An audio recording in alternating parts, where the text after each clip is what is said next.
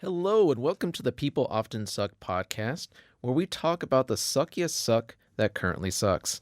I'm your host, Tom, And I'm TC. and at the end of our episodes, we're going to share uplifting stories that will bring hope back into your heart. But for now, let's start off with our first story. So, as we start with our first POS today, this comes as a little bit of a mystery man situation in Nebraska, of all places. So, we'll go to the heart of, America, those flyover states.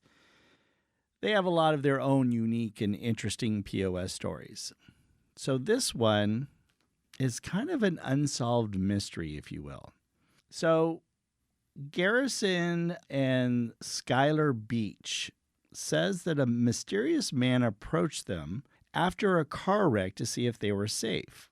But multiple other crash victims say they've seen the same man on the same highway, and police are now investigating. You're not going to, are you? Sorry. I was afraid that there might have been a sound effect on that one from like the last Nope. episode getting carried over. Nope. Okay. No sound effects for Nebraska. Thank you. I don't know if it would actually make sense in this one, unless you did a spooky, eerie, sound effect or whatever. I mean, I can look. What's Nebraska even known for? Corn? Well, Nebraska. Cows? What? Is it Cornhuskers? Is that it? Or is that Oklahoma? I don't know. I mean, I just usually fly over them. Step up your game, Nebraska. I'm not putting them down. I'm sure Nebraska is a wonderful state, so we shouldn't make any comments about Nebraska. Sure. So, anyhow, but this is in rural Nebraska, so it gets even more kind of creepy if you kind of think about the Like your neighbor's 2 miles away, kind of. yes, Kind of rural. yes, you're not going to get that pizza delivered in 20 minutes or less because the nearby pizza place is 4 towns over or something. What a horrible way to live. I know. I would give up already. So what's interesting is that so this mystery that is brewing in rural Nebraska, where these car crash victims are all saying this unidentified man continues to appear on the scene before any responders do. So, according to some of the reports, multiple people involved in separate crashes on Highway 36 in Bennington, Nebraska, have said the same man appears to offer them help after their accidents, which, is weird. So you're thinking, well, why would there be accidents happening on this particular section of the highway in rural Nebraska? And what's causing these accidents are actually random objects that have been placed in the road. So it's not like, a tree branch has fallen or a cow has tipped over, or not that I think a cow tips over on the highway, but maybe, or anything like that. It's random objects that are getting placed on the road. Like what? Well, what's a random object in rural Nebraska? Well, let's see here. I'm trying to see. You asked that question, of course. So there was Like an icy machine? a big piece of metal. Big piece of metal. That was certainly one of them. A ladder? Well, they didn't say a ladder. Oh. No, they didn't. That's say pretty a ladder. random. Yeah. So in one of the situations, there was a Kyle Sorensen said that a mysterious man had shown up after hitting a child's bike on Highway 36. That's random. Yeah, very. The child wasn't on it, right? No, there were no children harmed in any of these incidences. Okay, so it was a unmanned. It was an unmanned child's bike drone. I'm sorry, no drone. Sorry, just this time of the year. Right. So basically, Sorensen said, I really didn't want to confront the person, but I informed the police. I don't want to accuse or say this person's absolutely doing this, but I want to make aware that this is strange, which is kind of strange. Some of the reports have been that in one case, there was car headlights that were parked nearby. And then the man came over and said he had called the police and offered to take them in the car. These people were obviously smart enough to say, As soon as we got out of the car, I remembered walking up to the embankment, and this guy showed up. This other unfortunate victim by the name of Garrison. He was already there, like waiting for us up on the side of the road, and said, "Are you guys okay? I've called the paramedics already." It was just very odd. As soon as we said, "Nope, we're going to wait for the police," he kind of just walked back to his car. So the Douglas County Sheriff's Office has now had multiple reports of objects in the middle of the highway and these individuals who hit them and veer off the road, whatever reason that has caused them to stop in that area because of this accident. They're all reporting that this mysterious man shows up, claims the same thing, that they have called the police and or paramedics or whatever, and offer to give them a ride, to help them out. And this is 4 reports in the exact same area, all similar stories. It's like the hills have eyes, man. The hills have eyes. Oh, this is like creepy, you don't even have a sound effect for a creepy noise. I'm kind of sad. Well, you were You totally had against... called me in the last episode of being a fun killer, or fun hater, or whatever. So Now you really put me on. Now I got to find something. well, while you're looking for something, yeah, the one person that hit the child's bike as they obviously stopped there. As I looked as they said here, I looked in the rearview mirror. I saw something sitting there, just north on Pawnee Road. These names, I love these names from the Midwest. Describing the moments after he hit the bike, they pulled up behind me, speaking of this mysterious man. And it was this individual saying he was checking to make sure we were okay. Yeah, just weird. And what's also funny, too, is that one of the people in the car that had hit this unmanned child's bike said that after this mysterious gentleman left, that they noticed that the man was leaking oil onto the road. So, for you folks who live in Nebraska, in the rural parts of Nebraska, you might want to keep an eye out if you happen to be going on Highway 30. Okay, Is that creepy? No? A little bit. Kind of made me think of, I'm dating myself, Poltergeist. Okay, that's Poltergeist right there. Is it? Well, it sounds very much like the ending of the movie when, they go to the motel and push the TV out into the outer walkway. You remember seeing the movie Poltergeist? Yeah, so long ago. So long It's a ago. classic. I know it's a class. Like, there's only like a couple beats that really kind of like fused into my memory, so that didn't make it in. That didn't make it in, but No. did it make it into your memory in that movie of the meat that was crawling across the countertop in the kitchen? It didn't, but was it it was like a piece of steak? Yeah, it was a steak. Okay. Yeah, it's coming back to me. I'm kind of like Spielberg. What is scary about a piece of steak crawling across the top of the, that was kind of lame. But the clown under the bed. Oh yeah, that was freaking scary. That was nightmare fuel. And then the scariest part of that, it's so funny how we just like squirrel.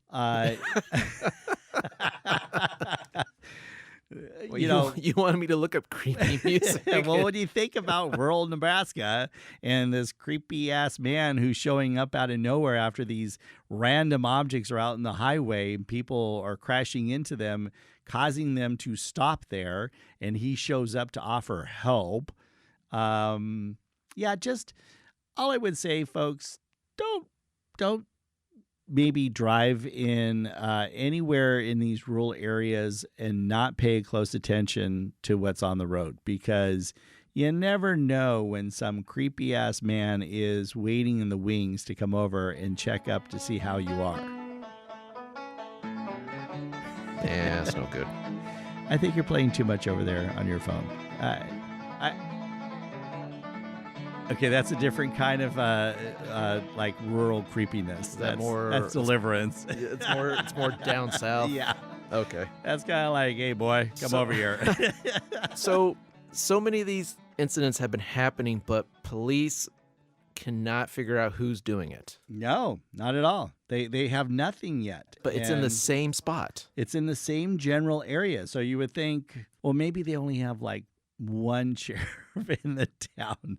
So they can't have him like on stakeout, out there on Highway 36 in that general area because, there might be a cat stuck up in the tree that they got to go back and take care of, or somebody, stole a cow from their neighbor's yard and they got to go back and take care of that. Okay, so people have reported this Mhm. numerous times. Over how long? It sounds like it's not a very long period of time, over the course of a couple months. But nobody has been reported missing. Luckily, nobody has been killed or injured in any way by this weird, creepy ass man. That's why you gotta carry people.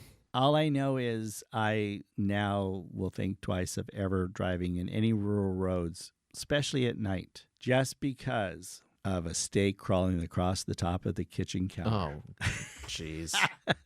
Yeah, that's the connection you made, right? Well, I'm back on Poltergeist again.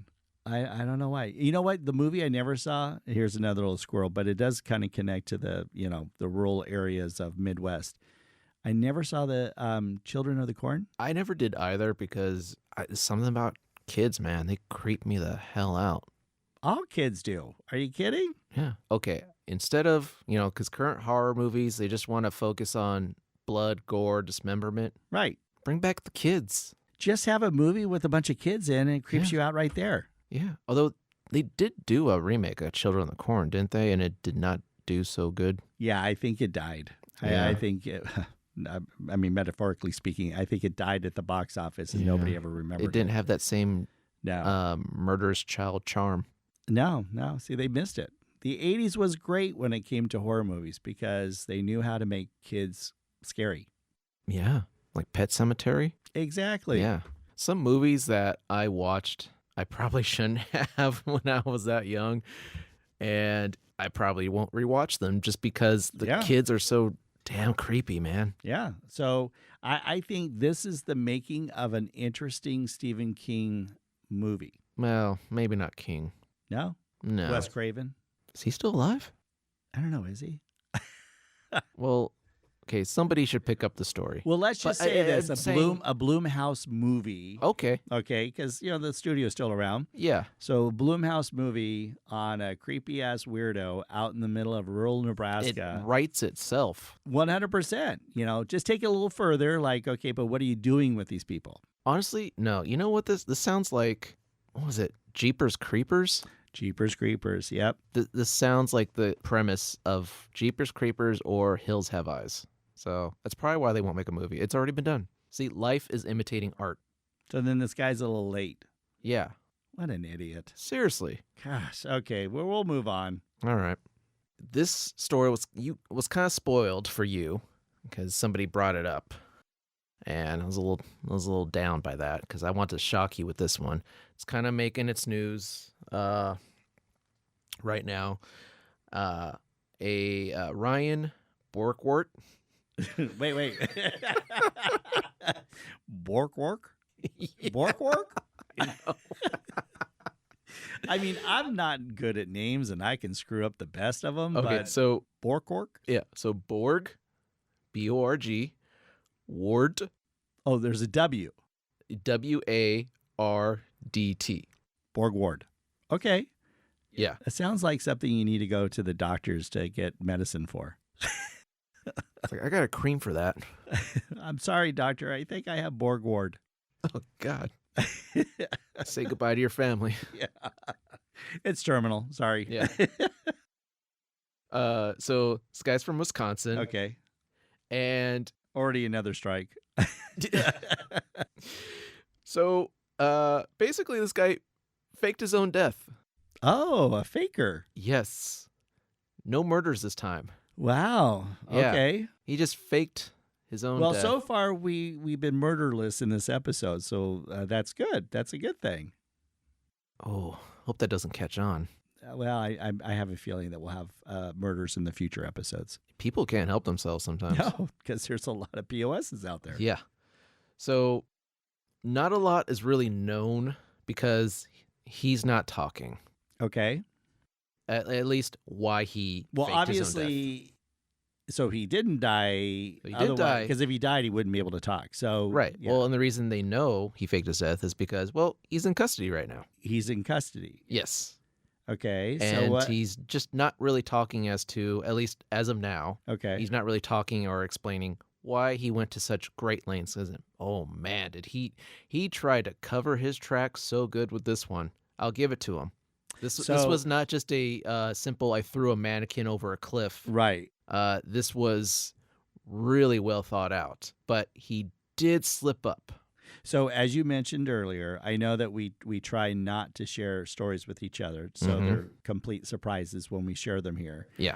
And yes, I was somewhat aware of this, so I'm hoping that you're going to come with some fresh new details. I did not actually know he was already in custody, so that's actually new that I didn't know. But I want to hear the details that you have of the story. It is quite interesting.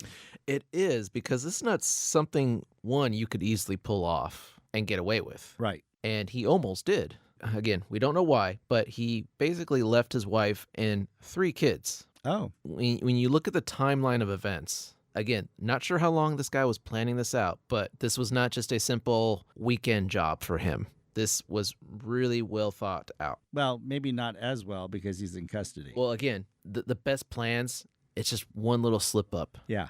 That's all it takes. Well, that's usually what idiots usually do, is one or more slip ups, and that's ultimately why they get caught. But, Yeah.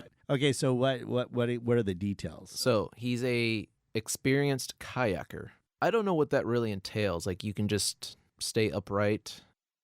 Or if you go over, you somehow can upright yourself, maybe? Have you ever gone kayaking? Yes, and it was a horribly bad experience that shows that I have no experience kayaking. I will give it does take a lot of physical work to go long distances kayaking. Is that your way of saying that I'm not in shape? Thank you. I mean, it's true, but yes, thank you. Yeah. You and I are not going to go kayaking because you're going to leave me. You're in a shape, but you're not, in shape. Wow. Wow. Thank God we haven't moved to a video concept for this podcast. Thank you. Are you second guessing that? Well, when we get to that point, I might have to work on that before we get there. Anyways, keep going. Okay. So he basically staged himself drowning over in Green Lake. What he did was he paddles out there in his kayak.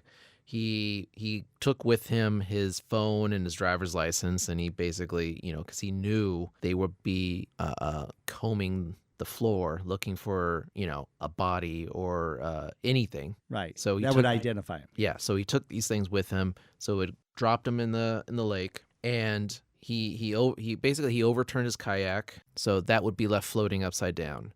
He swam out to a staged, child-sized raft that he used to get himself to the other side of the lake. So he's thinking this through. So from there, he got on a e-bike, which he also pre-staged, rode that through the night for about 80 miles. So he rides this all the way to Madison, Wisconsin, and from there, he boarded a bus to Detroit. Why you purposely would go there. Okay, got it. Exactly. Totally throws him off the scent. Right. Because who would dare do that? Right. Nobody in their right mind, but okay, yes. And from there, he eventually made his way across the Canadian border and then got on a flight to Europe. Sorry, just trying to connect with the Canadian side. Oh, my God. Okay, so... But he has to use his passport to get out of the country, right? Oh, you're getting ahead of yourself there. Uh-oh. Oh, hold on there. Okay. So before he disappeared, he transferred a bunch of his money to a foreign account. Okay. He changed his email, and he reported his passport stolen. So he would have a new passport to cross the border with, leaving behind the old one. See? But isn't the new one in his name still? The Mm-hmm. Warthog or whatever? Yeah. Okay. He took out a $375,000 life insurance policy on himself to, help the family in their time of need. So he figured like, oh, well, I'll just give him a bunch of money. Well, see, he was thinking about them. That's very nice. That would have been Yeah. in Wisconsin, that would have been probably 5-6 years of his salary. That's a lot of cheese. So he did all this and he figured, well, they're probably, they're going to look for me, but they'll probably give up after a couple weeks. Most searches do, which is true. If they find nothing, they're eventually going to be like, well, we can't find a body, so we're just going to have to presume he's dead and move on. He was eaten by the piranha in the lake. Wrong country. Have you not seen Piranha 3D? There's piranha in Lake Havasu. Just going to point that out. No, because my time is precious. Actually, it was a horrible movie. But yes, keep going. So Green Lake County Sheriff's Office, they searched for him for 7 weeks. Wow, they actually did a long search. Okay. Yeah. Well, because investigators kind of could smell something wasn't right here. Something was a little fishy. Yeah. So he came back from his vacation, you can call it, in December of 2024, okay? He went missing in August of the same year. By October, investigators learned from Canadian officials that this guy had entered the country. So even though because his passport is still in the same Yes. name. Yes. An idiot. Yeah. So because he went through the border with his passport, regardless of reporting it stolen, Right. and leaving behind the old one, it's like you still get flagged for coming into the country. And everybody, I mean, it's not a lot of people who have the last name as Warthog. Yeah, it's not like Smith. Right. So after hearing about this, the sheriff investigators started digging even harder. They got a hold of his laptop. Turns out he had replaced the hard drive and cleaned it of its browser history. Not something most people do, especially on the day they disappear. No. On top of the pain and suffering that he put his family through because, they thought he died, county officials are seeking restitution for the taxpayers because, well, all that searching cost money. You're right. Well, there was also a nonprofit that got involved called Bruce's Legacy. And this is what they do. They go in search Oh, God. of missing people in bodies of water. And that cost thousands of dollars Sure. minimum. And the Well, just the manpower time alone. yeah, exactly. And the guy who, he was from this charity, he was kind of losing his mind because he's like, we have such a great track record. How can I not find anything? Like he thought he was failing. Right, So like, right. it was taking a toll on him mentally like that. Yeah. He's failing in this. Anyway, flash forward to December. They managed to find him and convince him to come back to the States where he was arrested, and he was able to put in a non-guilty plea. But if he's convicted, he's going to face a maximum penalty of $10,000 and 9 months in jail. Wow, that's it? Well, $10,000 county. That's not including what he would probably owe the got it. Okay. nonprofit. So if I'm not mistaken, But yeah, only 9 months in jail. that's crazy. Because technically, I guess it's just considered fraud when you get down to it. But if I'm not mistaken, he flew to France, right? Well, he flew to like Eastern Europe. Okay, and he flew to meet a woman, right? Yeah. That's the presumption, that he met some Eastern European woman online and decided, you know what? I'm going to go live with her. If this was in the 80s, I think that Wendy's commercial would have saved him a whole lot because Eastern European women, they have hair under their armpits and their legs, and they all have the same look. What? What are you on? I'm just saying anybody who is an Generation X or older will know exactly what I'm talking about. Oh, okay. Go on YouTube, look up the Wendy's 80s commercial with the Russian swimwear. Wendy's. Wendy's commercial. Yes, it's You mean actually the quite the funny. burger chain? Yeah, exactly. It's hysterical. It is probably one of the best commercials of a fast food chain back in the 80s. Have if you say so. I'll share it with you sometime. Thanks. But yeah, so I guess we're keeping the episode clean of death, even though that was a faked death. So that's good. Glad you kept it positive. Mm-hmm. That's what I do. I'm all about positivity. Well, let's turn to a positive story then, since these POSs started off the story. So, Do I need to get the air horn ready? to the what? No. Okay, so this did not take place in Florida. No, it did not take place. Okay. I guess we should keep that one just for Florida for sure. Okay. The happy story, the happy ending to our episode 6 podcast here is a story that comes from North Carolina. As we know, they were hit in 2024 with a horrific hurricane, Hurricane Helene. Is it Helene or Helen? I think it was Helene. Helene? Okay, yeah, because it is, yet again, as you're going to discover over time, I am horrible with names. So Hurricane Helene in North Carolina, quite devastating of an impact to the area. A lot of people lost their homes. A lot of people lost their businesses. And unfortunately, a lot of people lost their lives. And there's this lady who, in her particular area, she wasn't hit as hard as everyone else. But after the hurricane had passed through the area, she had discovered that in and around her home, this was actually in Asheville, which was one of the harder hit areas in North Carolina. She found that there was about 200 family photos that didn't belong to her. And so from that, she was, like I said, she was very lucky that her home had weathered the storm fairly well.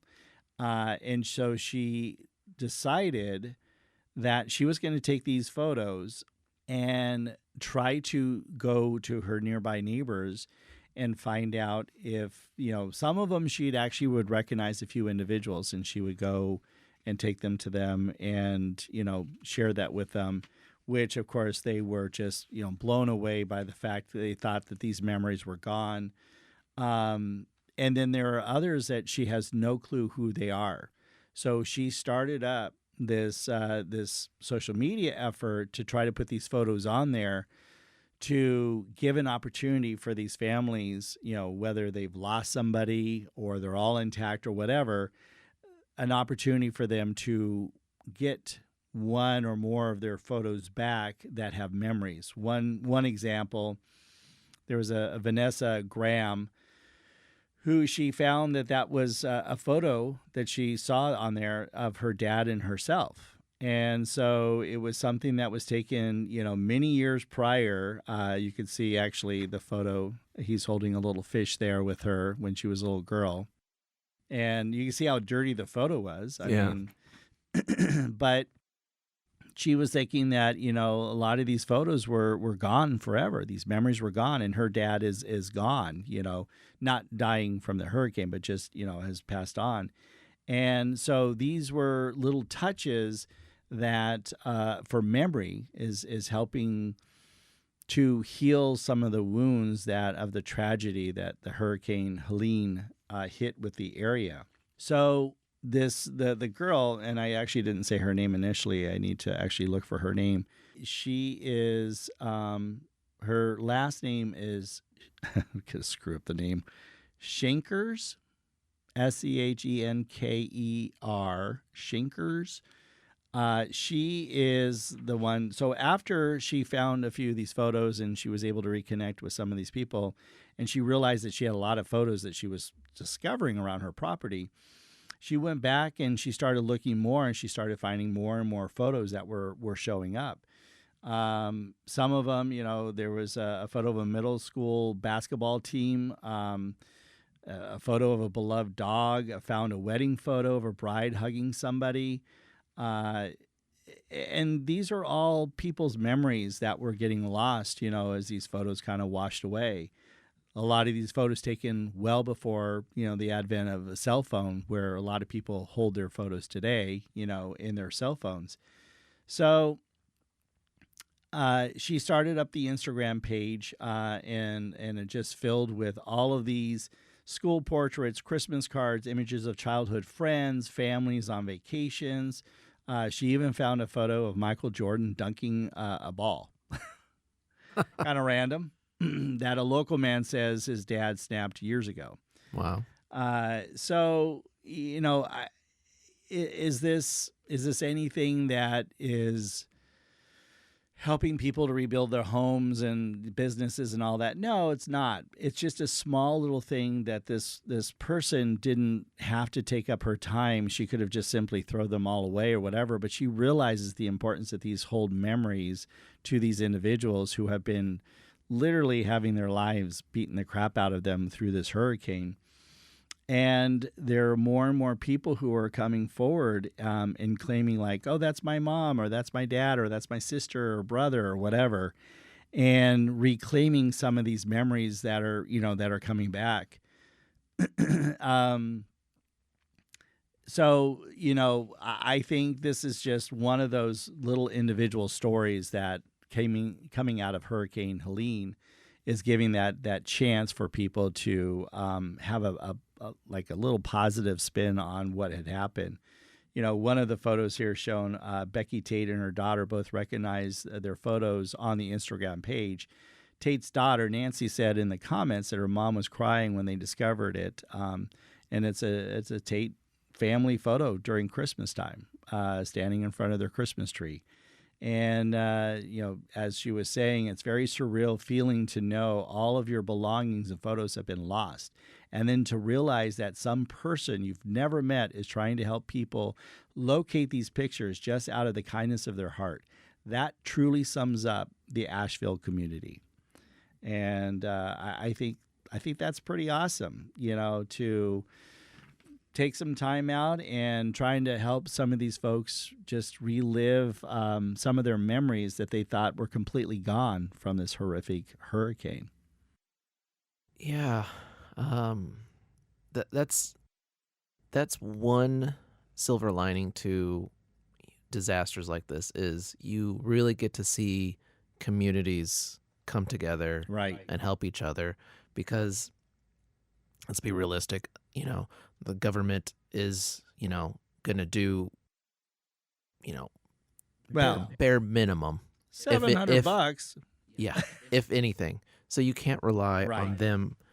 You need to rely on the community, because it's really the community, your fellow neighbors that are going to come help you Right. in times of need. At the end of the day, I've always felt that whenever there has been some sort of natural disaster or whatever, it is at the end of the day your neighbors, your family close by, your community, as you say, that's going to come forward to kind of help. I mean, you're too young to have remembered the direct impact of what, like, the Northridge earthquake happened. Let's see, were you 2, 4, 5 at the time? The plane, boss, the plane. Well, I mean, that's probably part of the family that is, maybe it's that guy. It's Warthog or whatever trying to fly out of the country yet again. Doubtful. Well, he could have faked another death and got himself here to California to fly out. Well, fool me once, shame True. on you. True. Fool me twice. But were you? Do you remember the Northridge earthquake? What year was that? 80. I want to say it was 94. Okay, then 92 was Landers. 94 was the Northridge earthquake. was that the one in the morning or day? Oh, it was morning, like 6:30, 7 o'clock in the morning. Okay, then yeah, I remember being woken up by that. Yes. Not a fan. No. That's Well, I don't not, know anybody's a fan necessarily of earthquakes. Yeah, but that's not necessarily how I want to wake up. yeah.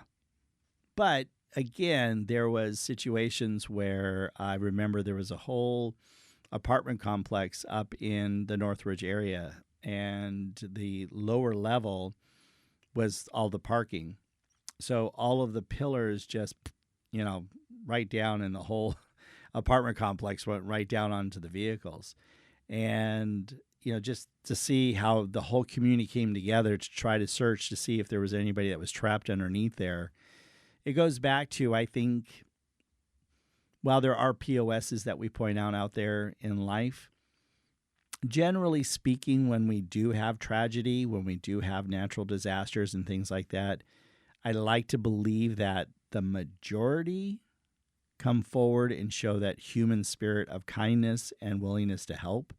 And like I said, she was fortunate, this particular lady, Schenker, that's how you say her name, she was fortunate enough to not be as impacted on her property, but for her to help bring back some of those potentially lost memories that we, by the way, take for granted. Think about what's in your house. If you don't have some of those things kept in a safe area, that in the event of a fire, a flood, an earthquake, a hurricane, that you can't get out or protect or whatever, you realize those are going to be gone. They're going to be gone, and you're not going to get them back. But in this case, there are some people getting them back, which is awesome. Yeah, I actually just had that conversation with my wife about where we keep all our important files. Like, hey, we should keep that in the safe, because if there's a fire, the safe is At least pretty the fireproof. safe will be safe. Yeah. Good idea. But I think we also probably want to point out in general that if anybody has a POS to share with us, or even a positive story, they should probably send it to us on our social media, right? Which one? Well, Instagram or Facebook. For the older crowd? Yes, for the older crowd, Facebook, yes. What about X? Yeah, X as well. But if you want to share a POS story with us or a positive story with us, because we certainly like to showcase people who do wonderful things in life. Mm-hmm. So you think we'll have like a shout out section, say Mary Beth Stuckey from from Kentucky. Mary Beth Stuckey from Kentucky. Oh my gosh. Shout out to you for grooming the dogs in the local no-kill shelter. So that would be a positive story. Yes. But anyways, anybody who wants to share stories with us, share stories, and we might feature them here on the podcast. Thank you so much for allowing us to be a part of your busy day. If you haven't already, please like and subscribe for more stories. And as always, be good humans for F's sake.